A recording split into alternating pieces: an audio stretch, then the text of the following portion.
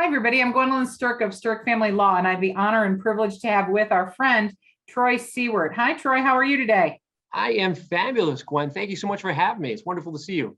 Yeah, it's good to see you, and I'm so grateful to be able to talk about the topic. So I understand that you're starting a new business venture called Insightful Crisis Response. Can you tell us a little bit about that? Sure. Insightful Crisis Response is a company that I just started after retiring last month after 30 years in law enforcement.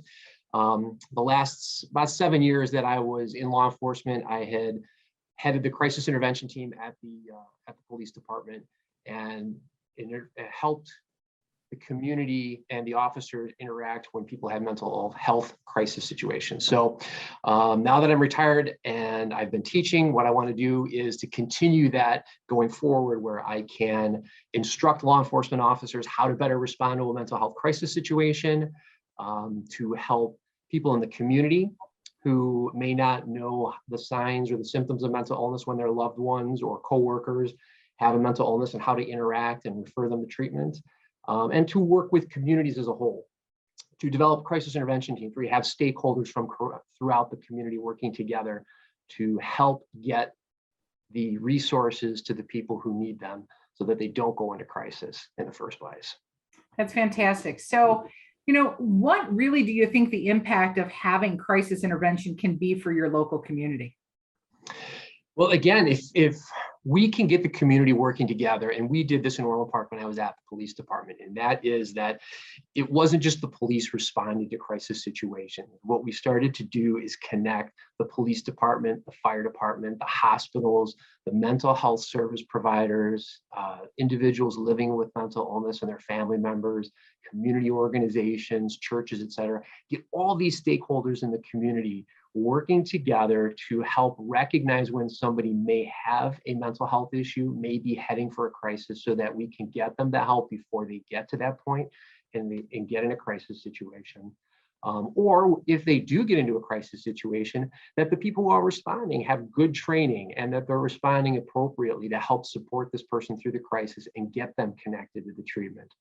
And then after that crisis situation occurs, if it does, to help them get to the continuing level of care that they need, because just going to the emergency room is not going to make matters better going forward, right? We need to have people who are engaging resources for their mental health issues over a long period of time, and that's where the magic happens. So the impact of the community really is when you get all these stakeholders in the community working together, and you get them the proper training in how to work together and how to interact with people who may be affected by mental illness. What's going to happen is people are going to get the help they need, and hopefully less people are going into crisis. And then when they do, the resources and the coordination is there to better handle those situations. Sure. It's almost like people are paralyzed, right? They don't know where to start. They know that there's a problem. Maybe the family knows there's a problem, but they don't know where to start. So they're paralyzed. Maybe a member of the community is paralyzed, but if we can all bring our resources together, then we can respond and help somebody move forward in a positive way. And I agree with that. It's not just a one-time, one and done. It's something that has to be an ongoing recognition and understanding that mental health is an issue that people have to deal with. And it's no different than high blood pressure. It's a condition that people have to be able to respond to. So tell me then, Troy, within the context, what does your training include for law enforcement and first responders? So when I'm teaching my classes for law enforcement and first responders in general, it is an 8-hour class. And the title of the class right now is Mental Health Awareness. It's an introduction to CIT. So I'll start out the day by telling these law enforcement officers how we got here, because many of them who have been around a while say, you know what, we were only getting these calls once every month or so, and it seems like now we're getting a lot more. So what's happened? So I kind of give them a little baseline understanding of how the mental health care system has broken down a bit in the country and how those holes in services have been created. And the result is that law enforcement and 911 are being called to address these issues so that they understand how they got there in the first place. I spend a significant amount of time on the different signs and symptoms of the mental illnesses that they will most commonly encounter, so that these officers recognize when they may be dealing with someone who has a mental illness. So that instead of thinking, hey, this is somebody who's being deceitful or who is not listening to me or is being defiant or combative, they begin to see some of those signs and symptoms and understand why an individual may be behaving the way they are and why they may be having difficulty communicating. And so once they recognize that they have that situation, then they need to know how to interact with these subjects. And so I start talking about active listening skills, communication skills, and how to really empathize with these individuals and understand how they got to where they are, why they feel what they do, and what they believe is going to help them, so that the officers are then in a position to collaborate with the individual, the family members, or whoever else is on scene to help get this person to voluntarily go and get the assistance they need and the resources that are appropriate for them. Because what we don't want to do is just go in there as law enforcement and start forcing people to go somewhere against their will, because as they tell the officers in the class, if you don't want to be somewhere, you're really not going to get much out of it. And we really need the people who need this assistance to want to engage with the resources when we bring them there. So if you can interact with them properly, that's what we're teaching the officers to do. Develop some rapport, get that level of trust, have the individuals collaborate with you, and then know what the resources are in your community so that you can then bring them to these resources and set them up with that long-term continuum of care. So that's the course. And I end the day on the 8-hour class with talking about what some of those resources are, what a crisis intervention team is. You know, many people think it's just training as opposed to what I was explaining to you with the group of stakeholders working together. Right. And then I close the day out with law enforcement talking about officer wellness, because that is something that has been ignored for a long time. It was swept under the carpet. And unfortunately, we have lost many of our brothers and sisters in blue to suicide because of the stigma, not knowing where to go for help. So we address officer wellness at the very end of the day, so that when they leave, they know that if they need help, they know where to go.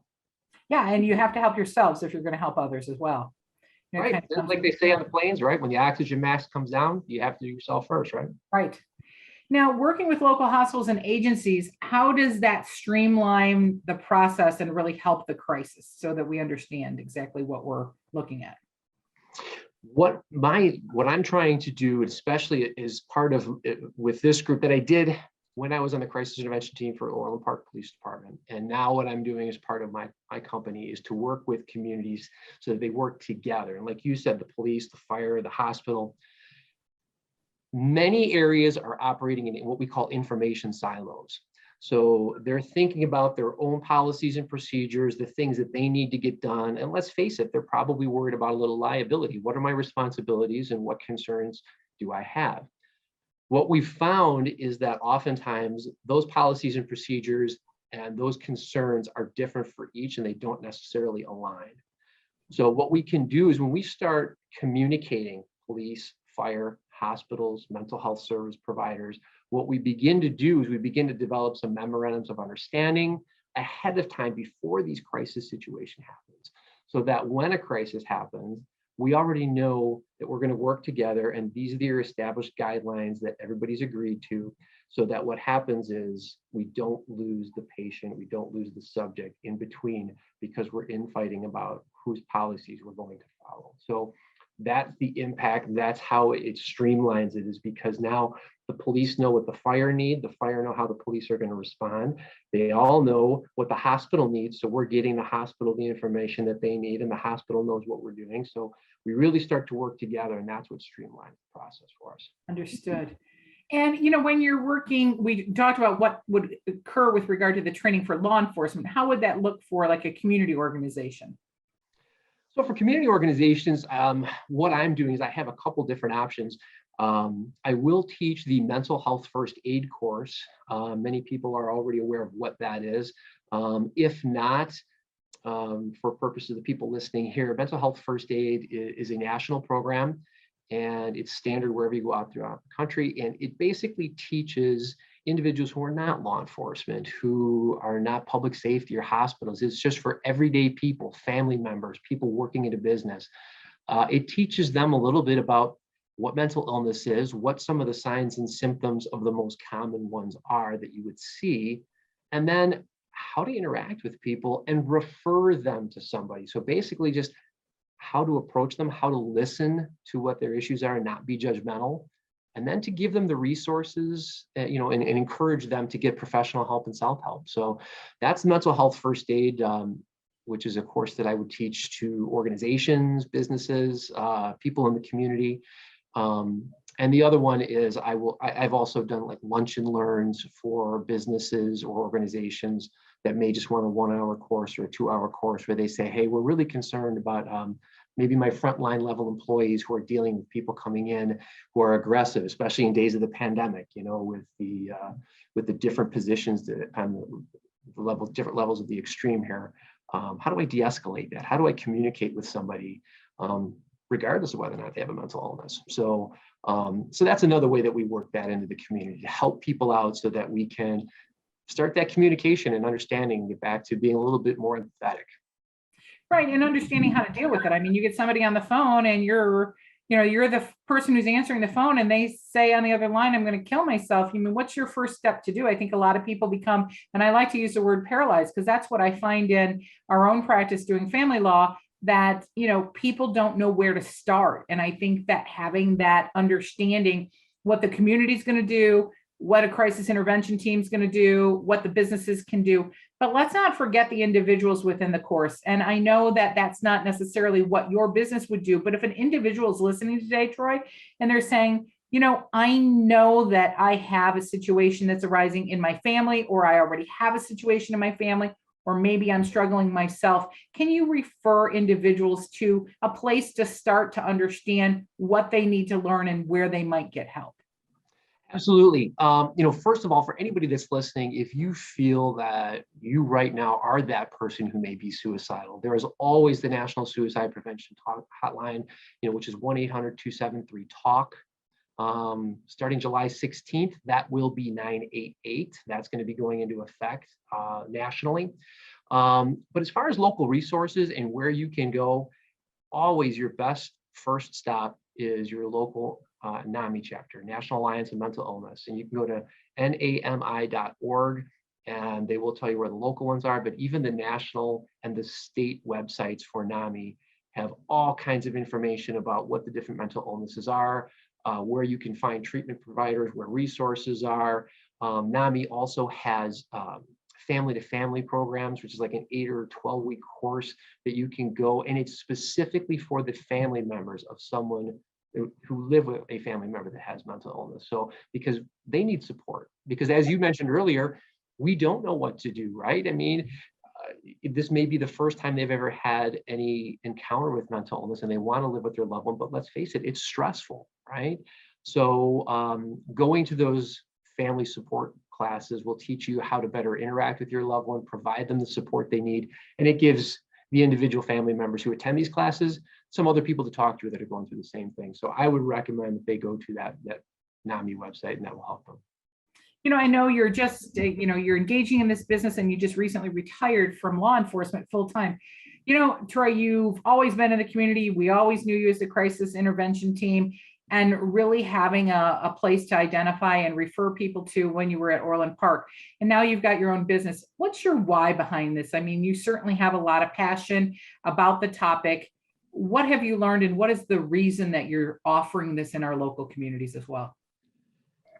I will tell you this, and it's ironic you ask it. I'm actually getting chills just thinking about it, but I do have a passion for it. And that passion evolved from being involved in this because I found in doing this that I can make a difference. I have the ability to impact people's lives. And I always tell people, the officers in my classes, I knowingly helped more individuals in the last 7 years of my law enforcement career than I did the first 23. And those last 7 was when I was doing the crisis intervention team work. I had mothers and brothers and fathers either crying on my shoulder, sending me thank you letters and talking about how profoundly we changed their lives. And not a class goes by now that I teach officers. Every single class, I will have an officer come up either on a break or after the break, and will talk to me about some personal issues, either he, his family, or somebody that they know are having, and they're looking for resources. So my why is to say, I can help these people. I can provide the resources through my career and the last 7 years of working crisis intervention and speaking throughout the country at conferences. I have developed so many resources and contacts that I have the ability to help people connect with the resources, to help communities put together a program where we can help these people who are in need. So To just let all that go to waste, I could not do that. This has become a passion, and not many of us have the ability to see the difference or the impact that we can make in the world. And I've been fortunate enough and blessed to be able to see that. So that's my why, is I want to bring this help and this training to as many people as possible, so that those who are living with these issues, whether they be the family members, the people with mental illness, get the help that they so desperately need and deserve. Right. And I really appreciate that, because certainly, doing family law, we see it with parents struggling and grandparents and the individual who suffers from the mental health crisis. So it's across the board. And I would tell you that it's my experience that there's not one person that they're truly honest with you, they haven't had some experience with mental health. They may not acknowledge it, but if you really get to push come to shove, it's all part of our lives. And taking away that stigma and moving forward in a way that can give the people resources is absolutely fantastic. So Troy, if there's a business listening today and they say, hey, we need to get that training, or there's somebody else listening, can you tell us how we can get a hold of you to be able to move forward and go from there? Sure, absolutely. As we just discussed, I'm recently retired, so my website is still in development, but that will be at insightfulcrisisresponse.com. And I do have the business phone number up and running. That is 708-253-2553. That's fantastic. And, having known Troy for several years now, I can tell you that your why is really part of your life. And so that's really something that I can understand and know your passion for people. And if you're listening today to this podcast and you need individual help, reach out to NAMI and get the help that you need. There is always help. You don't have to feel paralyzed. You don't have to feel alone.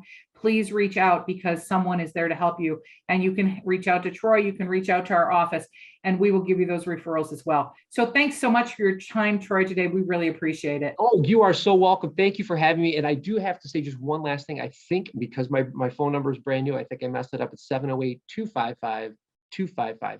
So perfect. And we'll get that out as well. So thank you for your time. Bye-bye.